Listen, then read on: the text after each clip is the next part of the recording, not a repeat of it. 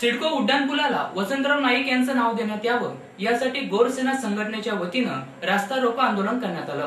गौरसेनेच्या वतीने सिडको उड्डाणपुलास वसंतराव नाईक यांचे नाव देण्यात यावे यासाठी सिडको येथे रास्ता रोको आंदोलन करण्यात आले। वसंतराव नाईक चौक हा पूर्वीपासून महाराष्ट्राचे माजी मुख्यमंत्री वसंतराव नाईक चौक या नावाने ओळखला जातो। त्या ठिकाणी वसंतराव नाईक यांचा पुतळाही उभारण्यात आलेला आहे। त्यामुळे सिडको उड्डाणपुलास वसंतराव नाईक यांचे नाव देण्यात यावे यासाठी गौरसेना संघटनेच्या वतीने रास्ता रोको आंदोलन करण्यात आले। जर नाव दिले नाही तर तीव्र आंदोलन करू असा इशारा जिल्हा अध्यक्ष दत्ताभाऊ राठोड यांनी दिला। यावेळी उपाध्यक्ष मधुकर पवार, योगीराज राठोड, धरमसिंग राठोड यासह अनेकांची उपस्थिती होती।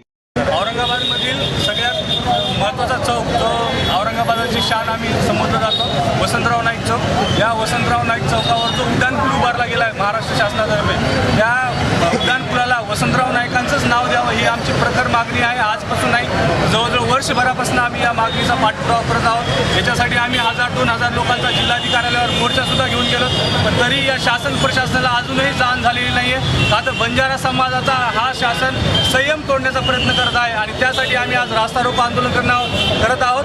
वसंतराव नाईक साहेबांनी सिडको आणि हा औरंगाबाद वसवण्यामध्ये सगळ्यात मोठा त्यांनी हात आहे आणि उड्डाणपुलाला जर यांनी व्यवस्थितरित्या वसंतराव नाईक साहेबांचं जर नाव दिलं नाही तर येणाऱ्या काळामध्ये हे आंदोलन आम्ही मोठ्या प्रमाणात महाराष्ट्र लेवलला तीव्र करण्याचा आम्ही प्रखर इशारा देत आहोत।